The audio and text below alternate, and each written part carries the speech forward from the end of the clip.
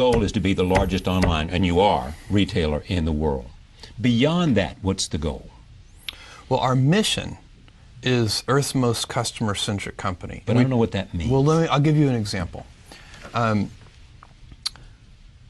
after World War II, Morita-san, the guy who founded Sony, set as the mission for Sony that they were going to make Japan known for quality. And you have to remember, this was a time when Japan was known for cheap copycat products. And Morita-san said, he didn't say we're going to make Sony known for quality. He said we're going to make Japan known for quality. He chose a mission for Sony that was bigger than Sony. And when we talk about Earth's most customer-centric company, we have a similar idea in mind. We want other companies to look at Amazon and see us as a standard bearer for obsessive focus on the customer, as opposed to obsessive focus on the competitor. So that's one of the reasons we work on differentiated products. It's one of the reasons we take a long-term viewpoint on things. You can't really do the right thing for customers if you're short-term oriented. And if you're going to invent new things, you've also got to be able, and this goes along with long-term orientation, you've got to be willing to endure a lot of criticism. You know, if you're going to put, Kindle is a good example, if you're going to put your back into reinventing a 500-year-old industry, some folks are going to get ornery. It was also feared at one time, those people who had your stock, that once Walmart, for example, got serious about being online, they were going to blow you away. Why didn't that happen? Well, I think it's because we did a good job for our customers. So, you know, you go back in time and we've been called Amazon.toast. Right, I remember. Amazon.con, Amazon.bomb. You know, this is all like in the first 3 years of our existence. Sure, yeah. And that's part of what I'm talking about, the willingness to be misunderstood. If you're going to do things, we lay out what we're doing and we tell people, you know, how we think about things. Like I'm saying to people, you know, the iPad is not a Kindle killer. I'm very clear about that, but it doesn't keep people from writing that. And I'm very clear about why. It's a totally differentiated device. It's $139. Works in bright sunlight. You can read with one hand. It's so light and the battery lasts a month. For $139, why wouldn't you want a device like that? Okay, but let me go back to the Walmart issue, though. Yeah. What was it that made you able to sustain a challenge from the world's greatest retailer? Obsessive customer focus on... But how do you focus on the customer better than they focus on the customer? Well, I mean, they're pretty good at focusing on the customer, too. But we're very differentiated in how we do it. And so our approach, if you think about our retail business, which I think is what you're asking about here, there are really three things that we know are critical. Well, that's the heart and soul of your business, isn't it? Well, and especially relative to the Walmart question, I think that's the key. It's selection, low prices, and fast, convenient, reliable delivery. So that the shipment side. And so we have... Wait. So Walmart doesn't have low prices, fast, and convenient delivery? I would claim that Amazon has much broader selection.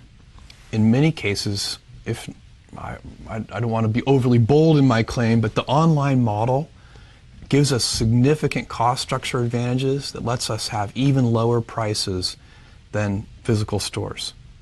Selling online? Well, sometimes they do have umbrella problems sometimes where they don't want to compete against themselves online versus offline. But a Walmart, with all of the volume that it buys, its purchasing power, therefore gives it the ability to offer lower prices. Well, doesn't that give them an advantage they ought to be able to translate? Because their purchasing power is bigger than your purchasing power, is it not? I wouldn't. I think in a lot of the product categories, that ship sailed a long time ago.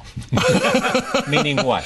Meaning that we have the purchasing power to compete with anybody. We have the volume relationships with suppliers. That playing field has been leveled. Okay. If you'd asked me that question, 10 or 15 years ago, I'd have agreed with you that that was the challenge you had overcome. But even then, our profitability is not our customer's problem. We don't take the point of view that we're going to price products, at a particular margin for ourselves. We say we're going to price products competitively, and if that means on that product that we lose money, that's okay, because we need to take care of the customer and earn trust, and we'll figure out over time. And if we find we can't ever make money with that product, we'll stop selling it. But we're not going to make customers pay for any of our inefficiencies, if you see what I'm saying. Did you lose money on the Kindle? Every new business that we have ever invested in, it has taken years. Most businesses have either no impact on our financials for the first 5 to 7 years, or a negative impact on our financials for the first 5 to 7 years. And we do a lot of new things. The company is very healthy financially. We're doing very well, and it's an outcome of customer obsession. So, when we were Amazon.toast, that was because Barnes & Noble had, we only had 100 and, right. When we were declared Amazon.toast, I think we had 150 employees. Barnes & Noble had 30,000 employees. And somebody wrote an article that said, Amazon has had a great 2-year run, but now the big boys have shown up, and they're going to steamroll them. And, we had a all-hands meeting. I called all 150 employees together, and I said, look, because everybody's worried about it. Every employee has read the Amazon.toast article. Every mother of every employee has read the Amazon.toast article and has called and said, your father and mother who live here in New York. Yeah, are you okay? Yeah. And so we had an all-hands meeting, and I said, look, you should wake up worried, terrified every morning, but don't be worried about our competitors, because they're never going to send us any money anyway. Let's be worried about our customers and stay heads down focused. And so these are big, most of these are big markets. Another way to answer your question about competitors and Walmart is to say, look, they can succeed fabulously, and it won't stop us from succeeding. These retail markets are huge. So it often doesn't make sense for us to think of it as a pitched battle. Sometimes people think about business as it's kind of like a sporting event. There's a winner and a loser. It's not a zero-sum game. It usually isn't. I'm sure there are cases where, but most often, industries succeed. So I can tell you, I think e-commerce is succeeding.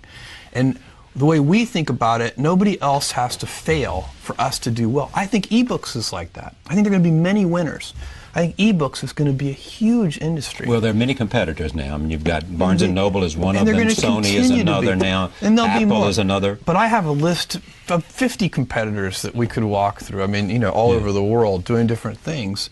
And our focus is going to be, we'll try to pay attention to those competitors, but we're not going to obsess over them. We're going to obsess over readers, and because those are the people who are buying that device. And we're going to make it, and it's not just a business for us, it's a mission for us. And missionaries build better products. What is Jeff Bezos thinking about today in 2010 that we might not know anything about that he thinks may be a reality in 2013 or 2015?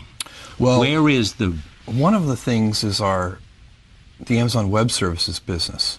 Now, there's a business that probably this is the Amazon Cloud stuff. Yes, and there's a business that's growing. It's in a hyper-growth phase. It's already a significant business. That's a business that probably is not getting as much attention as it deserves. Is there a dominant player in the cloud business now? Well, Amazon, in the infrastructure part of it, which is the part that we play in, Amazon is by far the leader. Right.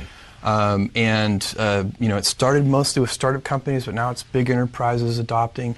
The best analogy I can give you for this is, it's like the electric grid.